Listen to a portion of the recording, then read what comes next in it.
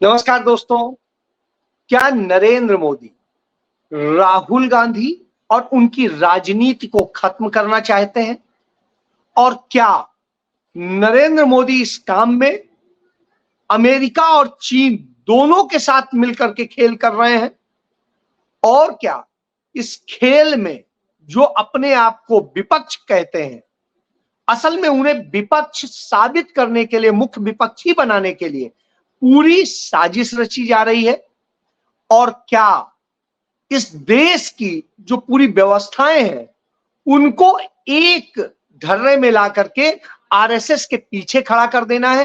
कमोवेश आज इन्हीं विषयों को लेकर के चर्चा करूंगा।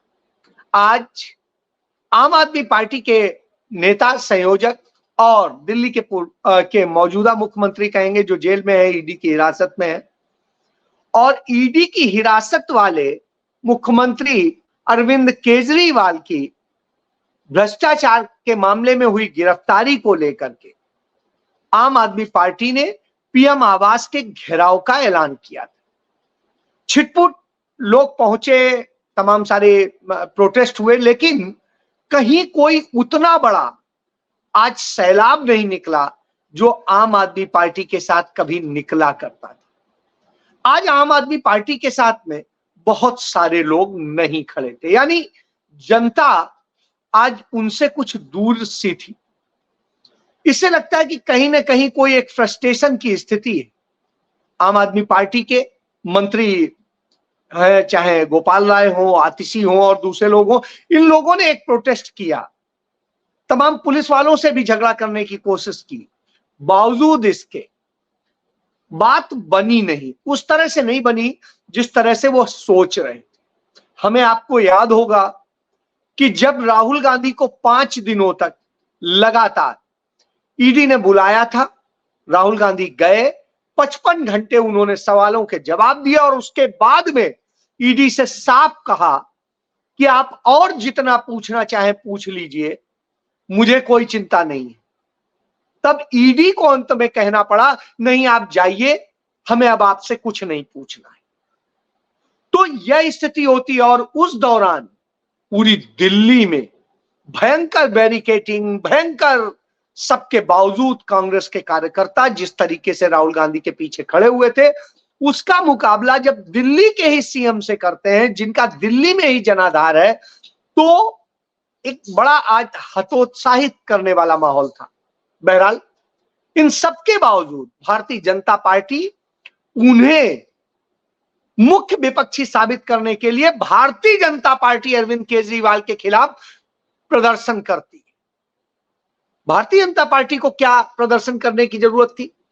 ऑलरेडी जो कार्रवाई करनी है वो ईडी कर रही है, जो सीबीआई की जांच चल रही है वो हो रही है, और उसके बाद में तमाम एजेंसियों की और जो कार्रवाई है वो चल रही है।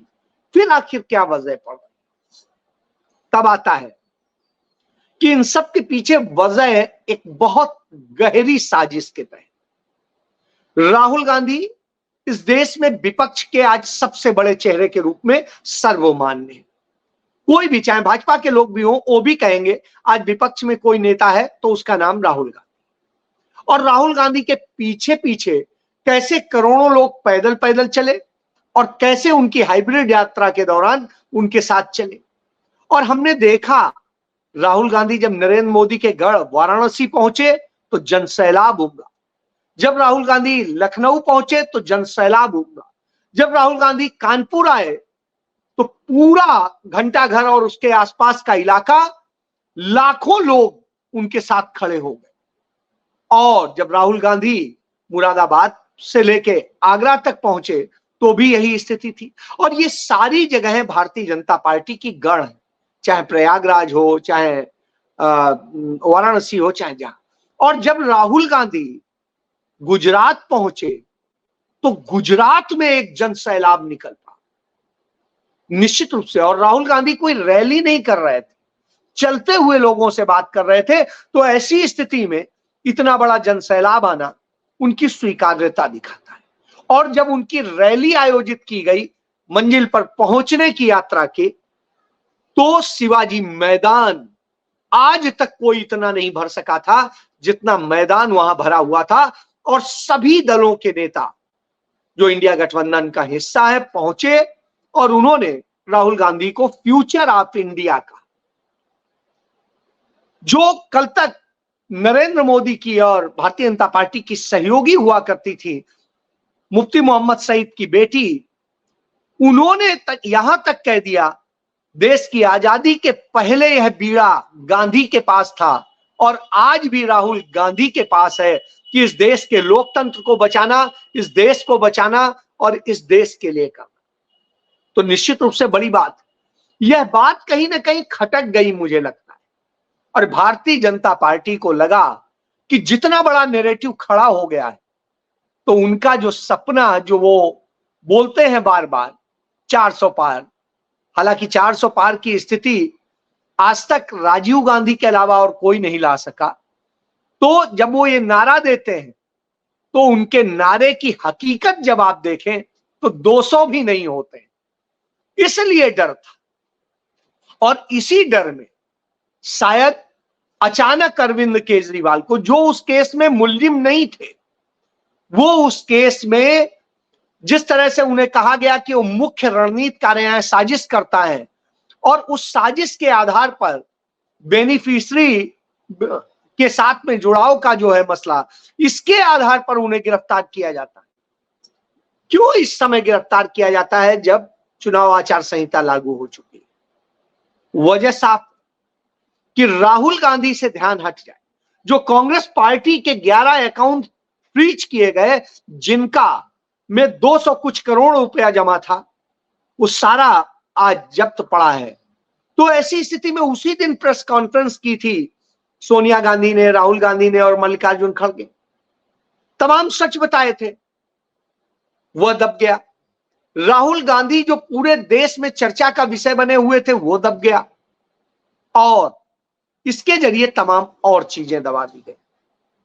यह भारतीय जनता पार्टी की रणनीति का एक हिस्सा है, उस रणनीति का जो वो लगातार करते हैं कि राहुल गांधी का नाम ना आने पाए, और इसीलिए वो अरविंद केजरीवाल को विपक्ष का चेहरा बनाने पर तुले हुए रहते हैं।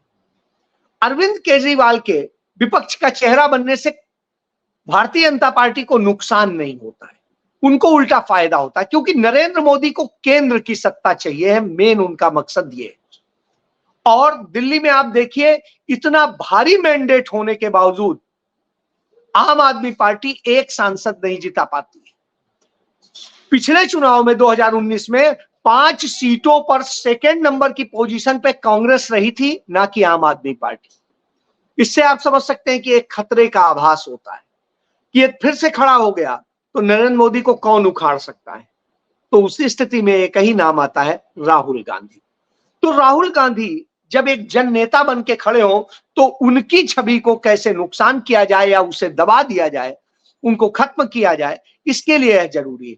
यह भी जरूरी है क्योंकि भारतीय जनता पार्टी, आरएसएस का जो सपना रहा है सदैव से कि जब 100 साल पूरे हो तो कांग्रेस मुक्त भारत हो, क्योंकि 100 साल पहले उन्होंने, जो उनके पुरोधा थे डॉक्टर हेडगेवार, वो कांग्रेस पार्टी से यही सोच के अलग हुए थे, उस नफरत की सोच के साथ अलग हुए थे कि हम कांग्रेस मुक्त करेंगे।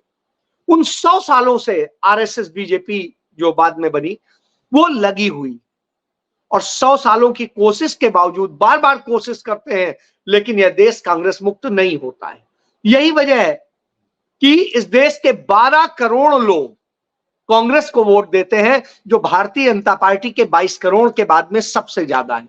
यानी 12 करोड़ लोग तब भी खड़े होते हैं जो कांग्रेस के बुरे दिनों। यह बताता है कि कांग्रेस यदि थोड़ा सा झटका देगी तो भारतीय जनता पार्टी कभी भी गिर सकती है। इसलिए पक्ष भी हमारा हो, विपक्ष भी हमारा हो, इसका खेल तय किया जाता है। अरविंद केजरीवाल ने अपनी पत्नी के जरिए जो संदेश दिया, जो उनकी पत्नी ने पढ़ा, उस संदेश में जो कहा गया वो कहा गया जो भारतीय जनता पार्टी, आरएसएस का एजेंडा है कि आप मंदिर जाओ, आप ऐसा करो, आप भाजपा से घृणा मत करो, आप इनसे मत करो, वो भी हमारे भाई हैं। और इस तरह से करके जिस तरीके से सिंपैथी दिखाई गई, वह दर्शाता है कि कहीं ना कहीं खेल कुछ और है। इस खेल को मैंने डिकोड करने की कोशिश की। तो इस चीज को जब देखा तो भारतीय जनता पार्टी जो है कांग्रेस को नुकसान तब तक नहीं पहुंचा सकती थी पंजाब में जब तक वो आम आदमी पार्टी को स्ट्रांग ना करे। इसलिए उसने आम आदमी पार्टी को खड़े करने में मदद करी और आरएसएस के लोगों ने उसको सहयोग किया। यही वजह है भारतीय जनता पार्टी वहां सीटें नहीं पाई, कोई ज्यादा, एक सीट पाई, लेकिन कांग्रेस को हरवा दिया। इसी तरीके से आप तमाम जगह पे आप देखिए, यदि आप गुजरात में देखेंगे, गुजरात में भाजपा को इतना बड़ा मैंडेट क्यों मिला? क्योंकि आम आदमी पार्टी ने कांग्रेस के सारे टिकट जो थी वोट थे उनको कैप्चर कर लिया। इसी तरीके से आप दिल्ली में देखिए, दिल्ली में जो आम आदमी पार्टी के पास वोट है वो कांग्रेस के वोट, और इसी तरीके से तमाम इलेक्शंस में हम देखते हैं वो वहां उतारती है अपने कैंडिडेट जहां ये। तो इस बात को अरविंद केजरीवाल स्वीकार भी कर चुके हैं कि उनका परिवार जन्म से वो जनसंघी है और आरएसएस और बीजेपी का परिवार है। तो इससे आप समझ सकते हैं, मैं एक इस पे घटना जोड़ता हूं। आरएसएस चीफ मोहन भागवत से मेरी एक चर्चा हो रही थी, 2016 की बात है। उस चर्चा के दौरान मैंने कुछ सवाल किए, उसके जवाब में उन्होंने मुझे कहा कि अजय जी, आप ब्राह्मण हैं, आप हवन यज्ञ करते होंगे। मैंने कहा करता हूं। तो उनका आहुति देते हैं? मैंने कहा देता हूं। उसके बिना कैसे होगा? तो कहा बस यदि हमारे कुछ लोगों की आहुति देनी पड़े और उससे हम कांग्रेस मुक्त कर दें तो इसमें क्या बुराई है?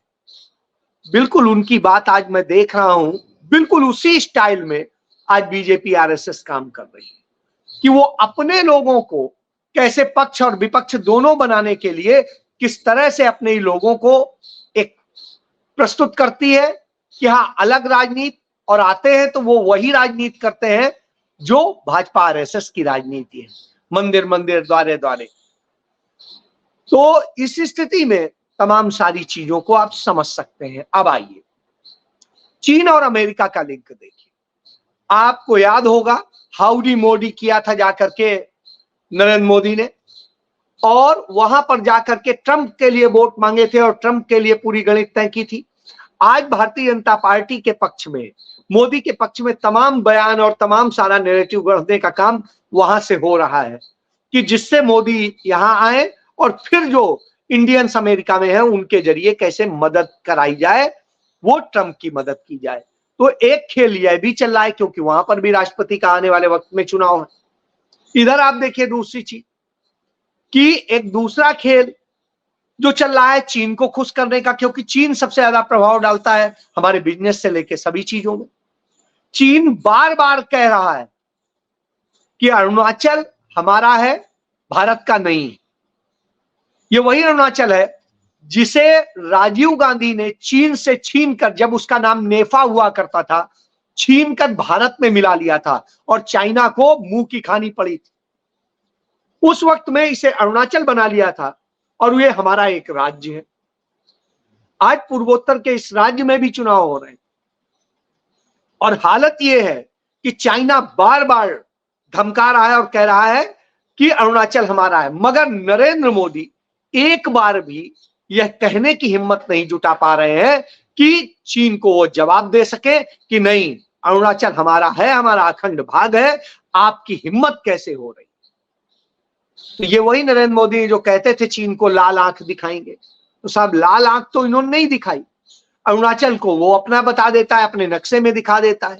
ऐसे ही लद्दाख का उसने 3000 वर्ग किलोमीटर जमीन भारत की कब्जा कर ली है नरेंद्र मोदी के शासनकाल में। और जिस तरीके से भारतीय सैनिकों को वहां पर हतोत्साहित किया गया, उसका नतीजा है कि आज गोरखा रेजिमेंट जो हमारी ताकत होती थी, उसके लोग अब भारतीय सेना की बजाय चीन की सेना में भर्ती हो रहे हैं। और इस बात को सोनम वांगचुक ने बड़े साफ तरीके से बताया, जो पिछले 21 दिनों से वहां पर अनशन पर है, मरणासन स्थिति पर पहुंच चुके हैं, और वो यही बात कर रहे हैं कि देश को बचा लो। और ये वो ही नरेंद्र मोदी हैं जो सोनम वांगचुक की प्रशंसा कर रहे थे, उन्हें अवार्ड दे रहे थे, आज उनकी सच सुनने को तैयार नहीं। तो यह भी स्थिति है। वहां के प्रकृति और पूरे लद्दाख की संरक्षा की वो बात करते हैं, वह बर्दाश्त नहीं। लोकतंत्र की बात करते हैं तो वह बर्दाश्त नहीं, क्योंकि लोकतंत्र चाहिए नहीं। इसीलिए चाइना के साथ में मिलकर के यह खेल किया जाता है। चाइना में जाकर के भारतीय जनता पार्टी के तमाम सांसद और विधायक और नेता जाकर के ट्रेनिंग लेते हैं चाइना की कम्युनिस्ट स्कूल। क्या है ये खेल? प्रधानमंत्री नरेंद्र मोदी 18 बार चीन के राष्ट्रपति के साथ, जिनपिंग के साथ मुलाकात करते हैं। यह हिंदुस्तान के इतिहास में पहली बार हुआ। यह खेल है कि विदेशी ताकतों के जरिए कैसे इस देश के लोकसभा चुनाव को प्रभावित किया जाए और कांग्रेस को खत्म किया जाए। कांग्रेस मुक्त भारत का सपना जो देखती आई है भाजपा, उसे कैसे पूरा किया जाए, एक ये भी है। इसके अलावा जिस तरीके से रसिया हमारा सदैव मित्र रहा है, इसमें कहीं कोई दो राय नहीं है, लेकिन इजराइल के साथ मिलकर के जिस तरीके से एक खेल रचा जाता है वह भी एक बहुत बड़ी चीज है। उसके जरिए जिस तरह से पेगासस और दूसरे हथियारों का इस्तेमाल किया जाता है विपक्षियों को तोड़ने के लिए, वो भी हम देख रहे हैं। करप्शन का हमने बहुत बड़ा मॉडल, इससे करप्ट हिंदुस्तान क्या दुनिया के इतिहास में कोई सरकार नहीं आई जितनी नरेंद्र मोदी सरकार है। आज इसके लाखों करोड़ रुपए के घोटाले सामने आ चुके हैं और बावजूद इसके वो बेशर्मों की तरह इस पर कुछ बोलने की हिम्मत नहीं रखते, सफाई भी देने की हिम्मत नहीं रखते। यह हालत। अभी हाल के दिनों में हमने इलेक्शन बॉन्ड में देख ही लिया कि कैसे इलेक्टोरल बॉन्ड में धांधली की गई। कहीं जिन पर छापा पड़ा उनसे पैसा लिया, जिन पर छापा बाद में मारा गया वो है, जिनके जो नकली दवाएं बेचते थे, सब स्टैंडर्ड दवाएं जिनसे हमारे तमाम लोग मरे, उनसे इन्होंने पैसा लिया। वो सारी बातें सामने आ गई। तो वसूली तंत्र भी चल रहा है, धंधे का तंत्र भी चल रहा है कि मोदी भाजपा को चंदा दो और ठेका लो, पट्टा लो, दूसरी चीजें लो। तो ये सारी चीजें अब सामने आ गई और घोटालों की तो बाढ़ लग गई है। चाहे आयुष्मान घोटाला हो, चाहे NHI घोटाला हो, चाहे दूसरे तमाम इतने घोटाले हैं कि घोटालों की तो आप गणना नहीं कर सकते। और इतने बड़े बड़े घोटाले के बाद में यही वजह है कि भारतीय जनता पार्टी और RSS को डर लगता है। यदि सरकार चली गई और जिस तरह से कांग्रेस आक्रामक हुई है उसकी जांच हो गई तो नरेंद्र मोदी हो या उनकी पूरी टीम हो वो जेल जाएगी और जो दलाली करने वाले हैं वो जेल जाएंगे। इसलिए यह सारा पूरा खेल किया जाता है। अडानी अंबानी जैसे तमाम पूंजीपतियों के माध्यम से इसमें पैसा इन्वेस्ट कराया जाता है और वह खेल चल रहा है। तो इस तरह का चल रहा हो तब जनता की बात कौन करेगा? तो जनता की बात ना हो इसके लिए कभी कंगना रनौत पे बात होती है, कभी किसी और चीज पे बात होती है, मुद्दों पे बात नहीं होती। नरेंद्र मोदी जैसा व्यक्ति क्या कहता है आज तक के कार्यक्रम में कि मुझे चैनल दिखाते नहीं हैं, अखबार छापते नहीं हैं, मेरा वो नहीं होता, मुद्दों पे चर्चा नहीं होती। बिल्कुल सही कहा, मुद्दों पे चर्चा नहीं होती, लेकिन आपके अलावा और दिखाया कौन जाता है? आपको नहीं दिखाया जाता, आपकी खबरें नहीं दिखाया जाती। अब इससे बड़ा तो और झूठ कुछ नहीं हो सकता।